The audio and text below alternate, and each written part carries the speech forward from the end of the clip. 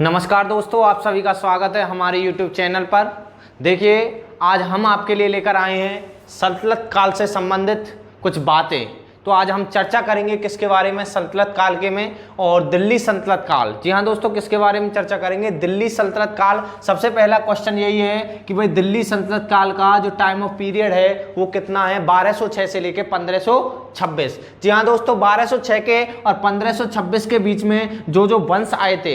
देखिए, क्वेश्चन काफी इंपॉर्टेंट आते हैं इससे। सबसे पहला जो क्वेश्चन है वो ये आता है कि सल्तनत काल के अंदर कौन कौन से वंश आते हैं। तो ध्यान करना है कौन कौन से वंश है। गुलाम वंश है, खिलजी वंश है, तुगलक वंश है, सैयद वंश है, लोधी वंश है। तो दोस्तों, कई बार इन वंशों का क्रम भी आता है कि वे किस तरीके से वंश आए, सबसे पहले कौन आया, उसके बाद कौन आया, उसके बाद कौन आया। दूसरा क्वेश्चन ये आ जाता है कि भाई सबसे ज्यादा जो टाइम ऑफ पीरियड है, जो सत्ता सबसे ज्यादा किस वंश के हाथ में रही, सबसे कम जो सत्ता है किस वंश के हाथ में रही। इस तरीके से भी क्वेश्चन आता है और कई बार इनका टाइम पीरियड भी पूछ लिया जाता है कि भाई तुगलक वंश का जो समय कब से कब तक रहता है। तो आज इनके बारे में चर्चा करेंगे। तो देखिए, सबसे पहले हम बात करते हैं गुलाब, खिला, तुगलक, सैयद, लोधी, संग।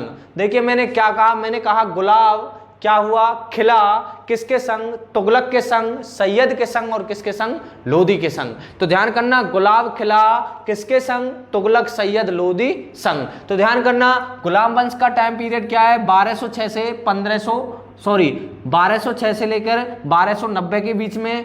उसके बाद कौन आता है, खिलजी वंश 1290 से 1320। उसके बाद कौन आता है, तुगलक वंश 1320 से लेकर 1413। उसके बाद कौन आता है, सैयद वंश 1414 से लेकर 1451 और 1451 से लेकर 1526 का जो टाइम पीरियड होता है वो किसका होता है, लोधी वंश। तो ध्यान करनी है, सारी बातें इंपॉर्टेंट है। उसके बाद देखना है किस वंश का सबसे लंबा पीरियड था। तो सबसे जो लंबा टाइम पीरियड था वो किस वंश का था, वो था तुगलक वंश का। तो ध्यान करनी है, दिल्ली सल्तनत के अंदर जो सत्ता सबसे ज्यादा किस वंश के हाथों में थी, तो वो थी तुगलक वंश के हाथों में। उसके बाद कि भाई सबसे कम जो सत्ता दिल्ली सल्तनत पर जो राज किया वो किस वंश ने किया है, वो किया है खिलजी वंश ने।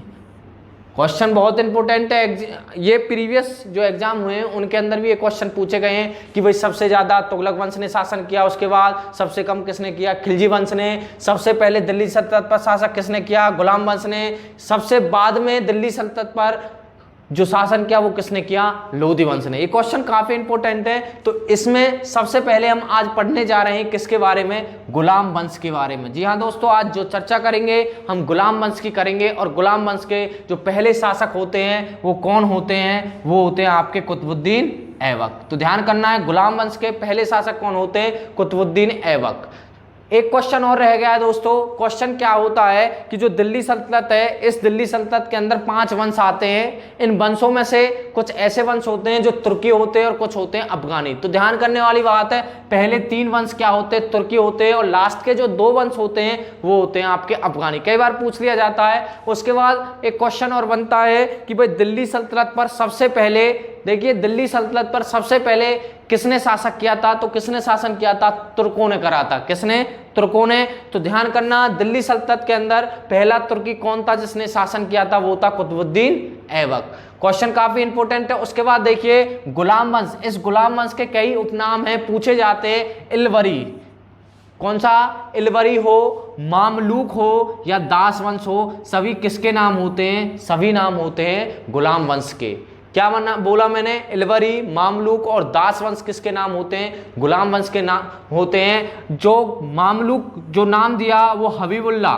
जी हाँ दोस्तों, हबीबुल्ला एक इतिहासकार था, उसने किसका नाम दिया था, मामलूक जो नाम था किसको, गुलाम वंश को, उसी ने नाम दिया क्या, मामलूक। तो देखना होगा दिल्ली का पहला तुर्की शासक, मैंने कहा था ना क्वेश्चन काफी इंपॉर्टेंट है। मैंने क्या कहा, दिल्ली का पहला तुर्की शासक कौन होता है, कुतुबुद्दीन ऐबक। कुतुबुद्दीन ऐबक दिल्ली की सत्ता पर सबसे पहले क्या करता है, कामयाबी हासिल करता है। जो भी प्रीवियस बातें हैं मैंने आपको बताई हैं, प्रीवियस वीडियो देखोगे तो अच्छे से और समझ में आएगा।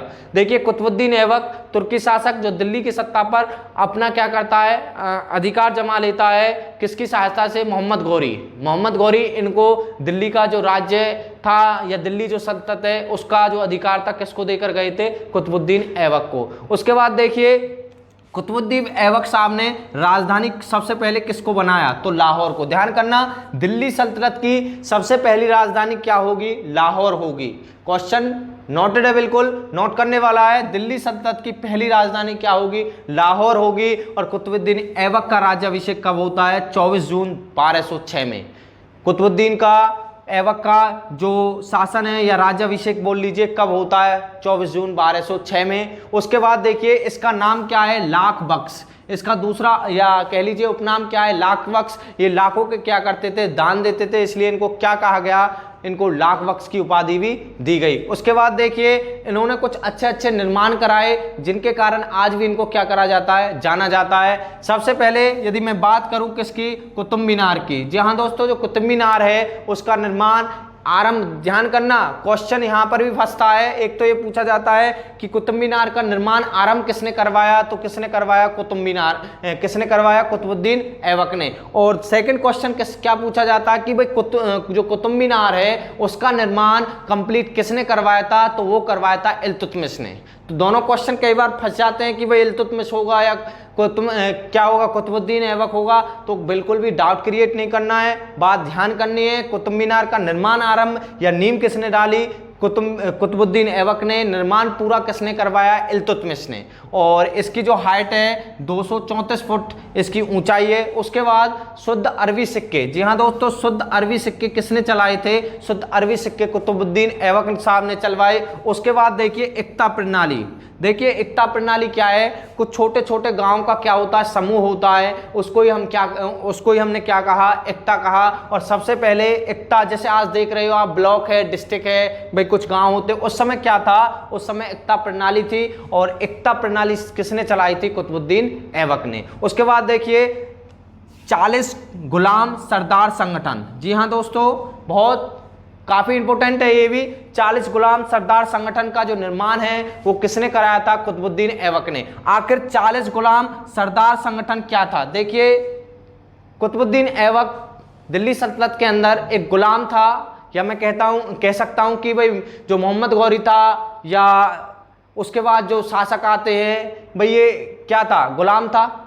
जब गुलाम था तो इसने क्या किया था कि भाई ये गद्दी पर बैठना नहीं चाह रहा था, तो इसके लिए इसने क्या कहा, इसने एक संगठन बनाया जिस संगठन के अंदर 40 लोग क्या थे, उस संगठन के सदस्य थे। ये 40 लोग ये अमीर लोग थे और यही दिल्ली सल्तनत के अंदर क्या करते थे, दिल्ली सल्तनत के अंदर ये राजा कह लीजिए या शासक कह लीजिए, यही लोग चुनते थे। इसलिए इसको क्या कहा गया, 40 गुलाम सरदार संगठन। ये वो 40 लोग थे जो किसका जो राजा होता था या कह लीजिए जो सुल्तान होता था उसका नाम यही लोग क्या करते थे, प्रमोट करते थे, यही बनाते थे। उसके बाद देखिए कुव्वत उस इस्लाम।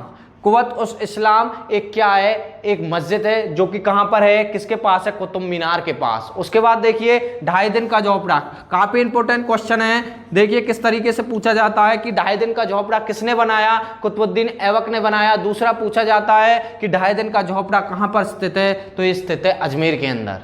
क्वेश्चन बहुत इंपॉर्टेंट चल रहे हैं, जितने भी क्वेश्चन है प्रीवियस परीक्षाओं में पूछे गए हैं, आगामी परीक्षा के लिए भी काफी इंपॉर्टेंट है। उसके बाद देखिए इनकी मृत्यु हो जाती है, किनकी, कुतुबुद्दीन ऐबक साहब की। कब होती है, 1210 के अंदर। क्या खेलते हुए होती है, कई बार पूछा जाता है कि भाई कुतुबुद्दीन ऐबक की जो मृत्यु है कैसे होती है, तो कैसे होती है, चौगान खेलते समय।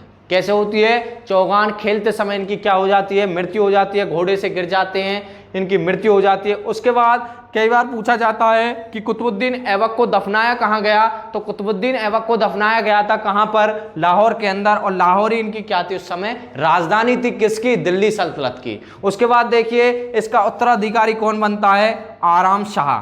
कौन बनता है, आराम शाह बनता है। कितने दिनों के लिए, 8 महीनों के लिए ये सरदार बनता है। उसके बाद देखिए काफी इंपोर्टेंट क्वेश्चन है, पता होना चाहिए कि भाई कुतुबुद्दीन ऐबक जब दिल्ली सल्तनत के अंदर, दिल्ली सल्तनत का जो टाइम पीरियड आरंभ होता है, उस समय जो राजा होता था उसको क्या बोलते थे, उसको बोलते थे सुल्तान। लेकिन दिल्ली सल्तनत का ये पहला शासक था जिसने सुल्तान की उपाधि धारण नहीं की। तो देखिए मिलते हैं एक अगली वीडियो के साथ, आज के लिए इतना ही, धन्यवाद।